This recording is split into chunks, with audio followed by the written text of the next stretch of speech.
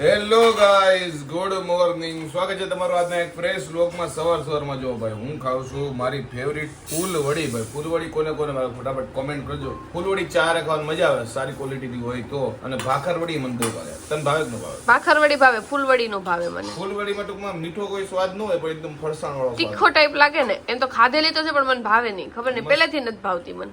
પહેલા તો ખબર અહીંયા ફૂલવડી ન મળતી, એટલે મારા માસીની લાઈક ઢસા રંઘોળા સાઈડ મળે ને તો ત્યાંથી જયારે આવે ને ત્યારે મોકલતા ને અમે જયારે ત્યાંથી જઈને તોય લેતા આવતા, પણ મને એ કોઈથી ભાવતી જ નહીં. મને મજા આવે. તો જો અત્યારે બપોરના મેનુમાં આજે છે બટેકાનું શાક અને રોટલી. મમ્મી ને પપ્પા ને ઈ બહાર ગયા છે અને હું ને નીરવે અત્યારે બહાર જઈએ છીએ.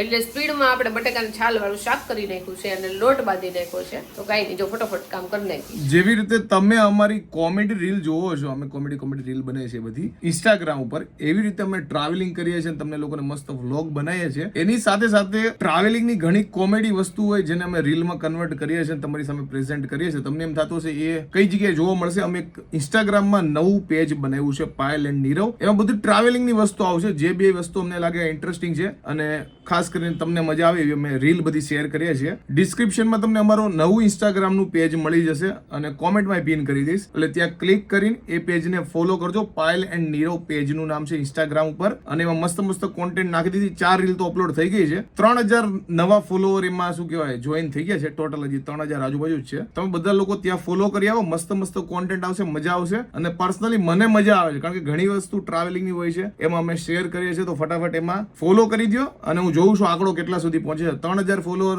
સમથિંગ હતું, તમે લોકો આવીને 10000 પહોંચાડી દો, પછી આપણે હજી વધારે સારું નાખીએ. જો ભાઈ રસોડામાં જમવાની તૈયારી ચાલે છે. ભાખરી મૂક્યું છે અને મારી મમ્મી રોટલો બનાવે છે. જો કે મારે ને પાયલના ઘરે જમવા નથી, કારણ કે પાયલના માસીના દીકરીની ત્યાં અમારે જમવાનું છે, એટલે હું જાડું તો જઈએ. કાવમી ઓકે, શાક બાક બનાવી મમ્મી. આ સાડીનું લોકો પૂછશે, કહી દો.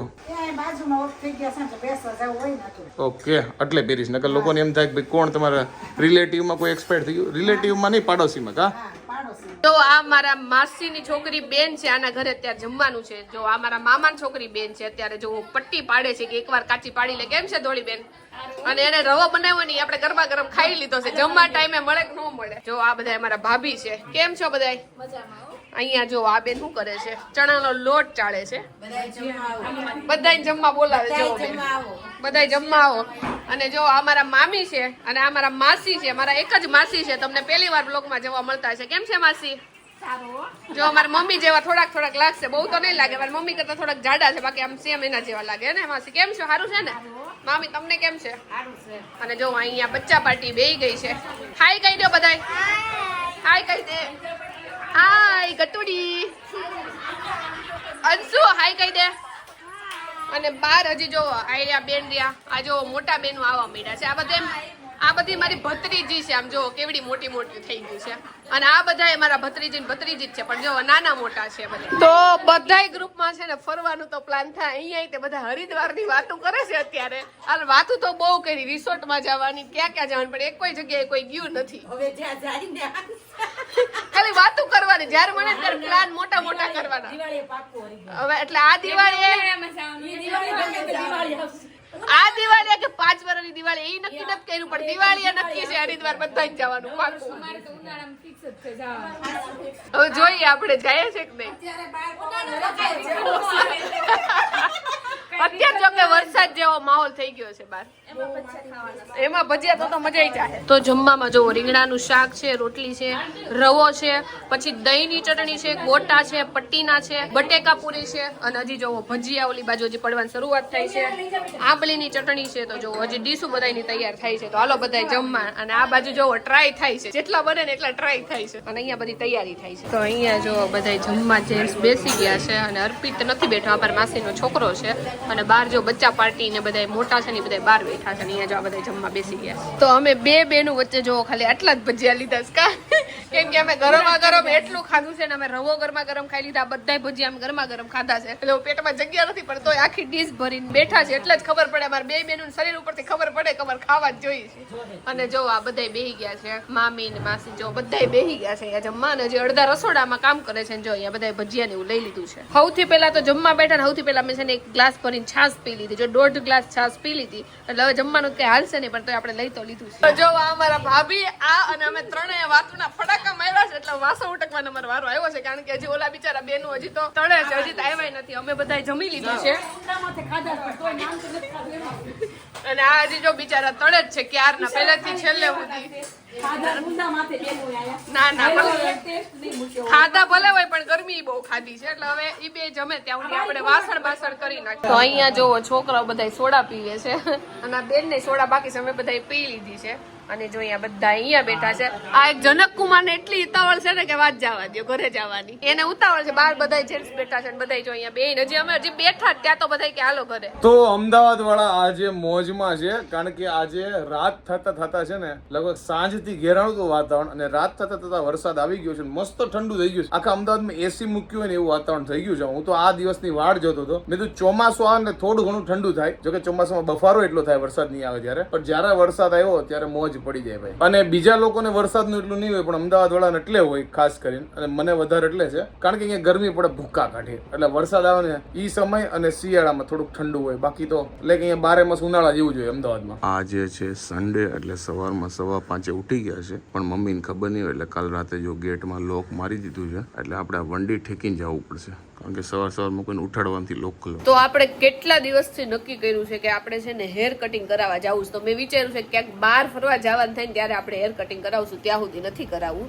અને આજ તો મેં છે ને કન્ડિશનર નથી નાખ્યું. કન્ડિશનર નાખીને તો વાળ હારા થાય, પણ મેં કીધું ના આજ ખાલી શેમ્પૂથી જ ધોવું છે, તો ખાલી શેમ્પૂથી માથું ધોયું છે આપણે. જો તો નીરવ આજે જો 22 વર્ષનો બાબો થઈને આવ્યો છે. કેમ છો નાના બાબા?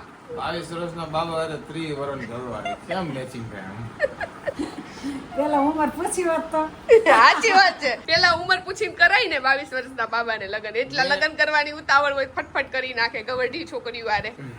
તો ગૌઢી તો સો ફિક્સ. તે કીધું એવું, મેં તો નથી કીધું. એટલે મેં કીધું કે આને કોઈ લઈ નહીં જાય કે હું લઈ જાઉં. એવું હતું મમ્મી? હું કઈ તાર બેન વર્ષમાં હવે ન બોલું. ભૂખ લાગી લાવો જમવાનું બીજું હું. પપ્પાની વાટ જોઈ છે, પપ્પા આવે ને એટલે તને જમવાનું દઈ દઈ. ડન.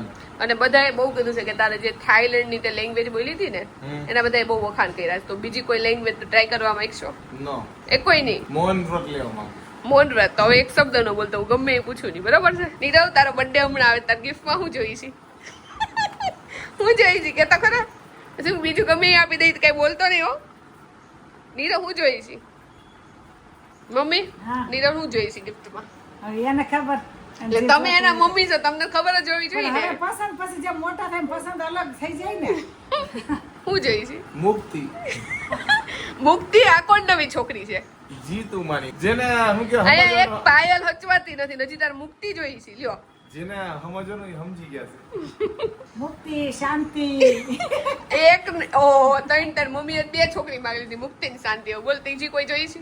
પાયલ થી મુક્તિ. હવે બંધ કરો, જમવાનું લાવો. પણ પપ્પા નથી આવ્યા એમ કહી છે તને. પપ્પા આવે ને ત્યારે જમવાનું મળશે. તારે એકલાને બેવું જ તો દઈ દઈ. બોલ હા લાવો. હારું હાલ લઈ લે હાથે. એ વાંધો ને. હાથે કોઈ દી લેસ નહીં રહો મમ્મી. લે જ નહીં ને, બબે બેઠા છે નહીં લે. બબે બેઠા રહ્યો એટલે જ લેવું પડે છે.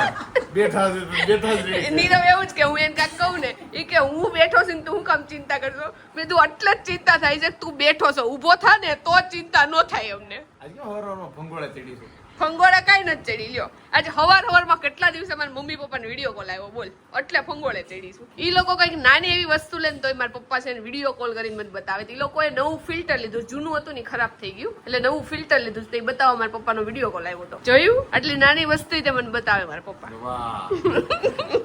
છોકરીને ખુશ જ કરવા જોઈએ ને કે જો અમે આ લીધું. એ તો સાચું.